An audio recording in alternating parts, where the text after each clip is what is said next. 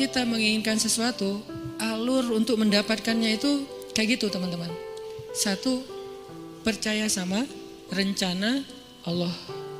Disebut dengan istikharah, minta pendapat Allah. Istikharah ini dalam konteks pembicaraan kita malam ini bukan sekedar ibadah sholat 2 rakaat. Walaupun secara ritual dia adalah sholat 2 rakaat, tapi secara nilai dia bukan hanya soal sholat 2 rakaat, tapi soal bergantung kepada Allah, minta pendapat Allah, nanya kira-kira menurut Allah gimana nih. Terus Allah jawabnya lewat siapa? Nah, Allah menjawabnya lewat istisyarah. Pertama, istikharah, minta pendapat Allah. Ya Allah, beri saya petunjuk, ini mau gimanain, ini apa yang harus saya lakuin. Nanti Allah nitip jawabannya lewat istisyarah. Istisyarah itu meminta nasihat orang-orang yang lebih paham, ulama, kiai, ustadz, siapa lagi, guru, orang tua, orang yang lebih bijak dari kita yang banyak pengalaman dalam urusan tersebut. Kita minta pendapat mereka, biasanya Allah nitip jawaban itu melalui lisan-lisan mereka yang terjaga. Karena memang Allah mengatakan auliaullah, wali-wali Allah itu ketika dia sudah dekat dengan Allah, maka Allah menjadi pendengarannya, Allah menjadi penglihatannya. Maksudnya yang dia lihat itu sesuai dengan yang Allah inginkan, yang dia dengar itu hanya yang Allah ridhoi, yang dia ucapkan hanya yang Allah ridhoi. Artinya lisannya, telinganya, matanya udah terjaga, selain pikiran dan hatinya pastinya terjaga. Nah, orang kayak gini tuh utusan Allah setelah Rasulullah SAW dalam wujud ulama, da'i, bukan dalam wujud nabi dan rasul, karena tidak ada lagi nabi setelah Rasulullah. Jadi kita kalau mau tahu Allah nitip pesan ke kita, cari tahunya ke ulama. Syekh, Allah nitip pesan gak ke saya? Gitu kalau bahasa santainya ya. Tapi kan gak mungkin kita ngomong gitu ya. Emang lu siapa? Syekh, maksudnya beri saya nasihat. Cuman itu terlalu resmi lah. Analoginya kita kayak nanya, ada pesan gak untuk saya dari Allah? Lewat siapa nanya pesan untuk saya dari Allah? Lewat orang solih yang lisannya terjaga. Biasanya Allah akan titipkan pesan lewat lisan mereka untuk kita. Ini namanya istisyarah, meminta isyarat. Isyarat itu bahasa Arab yang jadi bahasa Indonesia. Isyarah jadi isyarat. Isyarat itu arti petunjuk. Jadi kalau ada yang ngasih isyarat berarti ngasih petunjuk. Itu arti sebenarnya dari isyarah. Jadi istisyarah meminta isyarat atau meminta nasihat yang sifatnya menunjukkan jalan mana yang baik yang harus kita jalanin.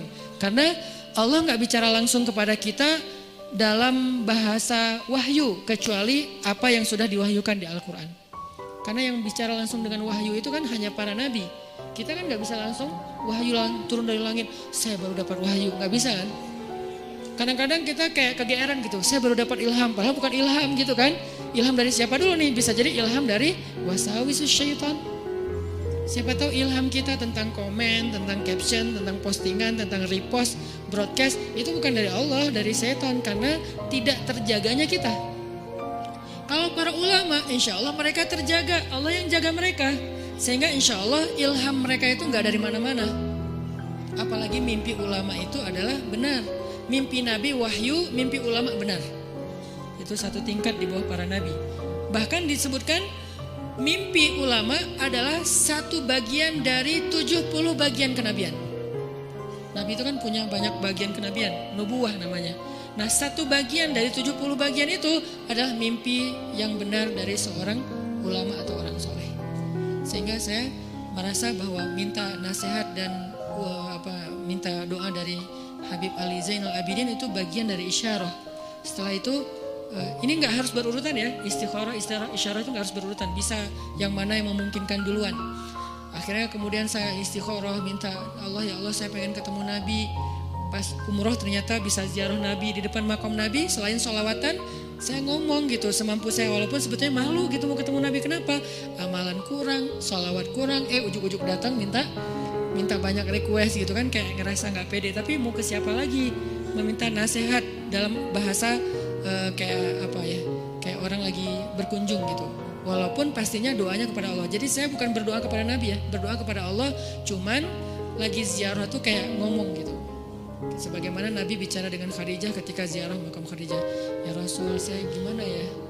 mau gimana ini ya dakwahnya. Udah beres itu masuk ke raudhah, ya Allah beri saya petunjuk. Doa yang saya nggak pernah tinggalkan, Rabbana atina min ladunka rahmah wa hayyi' lana min amrina rasyada. Kalimat terakhir itu tuh, wa hayyi' lana min amrina rasyada. Ya Allah siapkanlah untuk saya petunjuk dalam urusan saya. Mau gimana nih kalau bahasa sederhananya.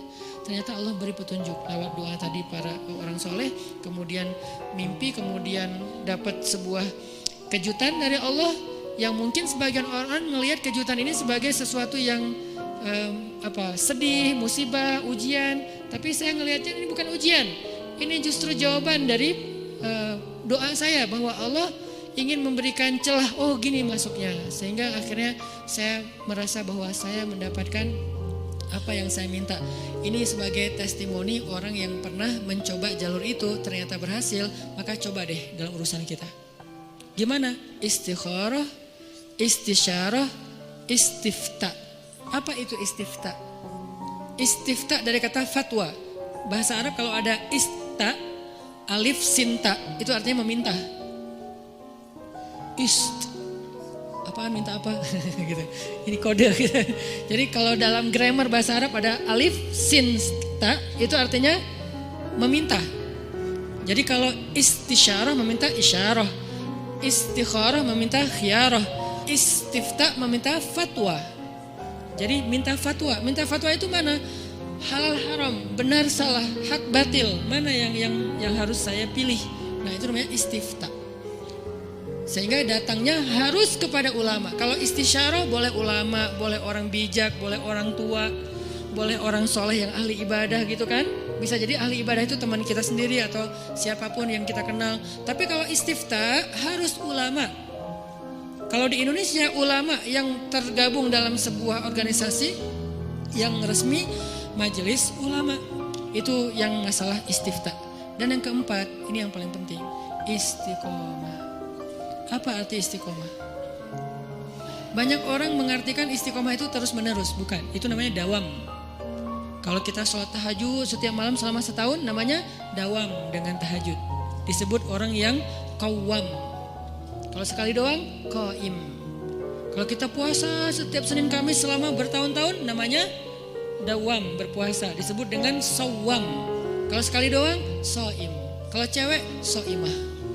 Nih berarti soimah ini puasa cowok, puasa cewek, soimah. Kalau udah sering, sawam, sawamah. Kalau qiyam, qaimah. Kalau udah sering, qawamah. Itu dalam bahasa Arabnya. Nah, itu namanya dawam, terus-terusan, daimun gitu kan. Mereka selalu dawam. Tapi kalau istiqomah artinya bukan konsisten. Dawam itu kan konsisten. Kalau istiqomah itu komitmen. Apa bedanya? Kalau komitmen itu tetap on the track apapun yang terjadi. Itu namanya istiqomah. Gak mau keluar dari garisnya. Gak mau keluar dari fisabilillah.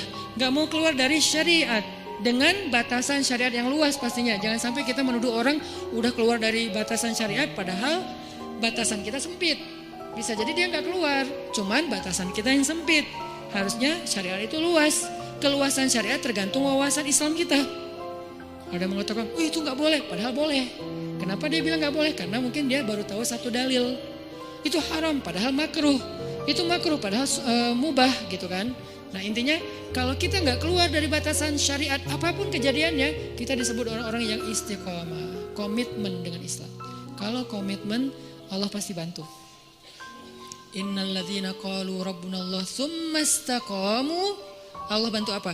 Tatanazzalu alaihil malaikah, malaikat turun. Kemudian Allah menolongnya, Allah menjauhkannya dari musuh. Nah ini 4 cara untuk sampai kepada kebaikan yang kita harapin. 1, minta pendapat Allah. 2, minta pendapat orang bijak. 3, minta pendapat ulama.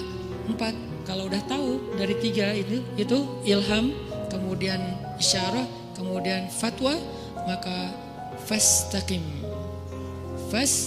Fastaqim. Tetaplah di situ, jangan melenceng walaupun sekedar mata ataupun perasaan. Apalagi sampai kaki kita melenceng, walaupun sekedar mata aja atau perasaan. Rabbana la tuzigh qulubana. Ya Allah, jangan biarkan hati kami tergelincir. Ya muqallibal qulub, tsabbit qulubana. Allahumma habib ilainal iman. Jadi kita minta, kalau kayak gini insya Allah teman-teman gak usah khawatir. Bilang ke mereka, kata Allah, Allah takhafu, janganlah kalian takut karena Allah bersama dengan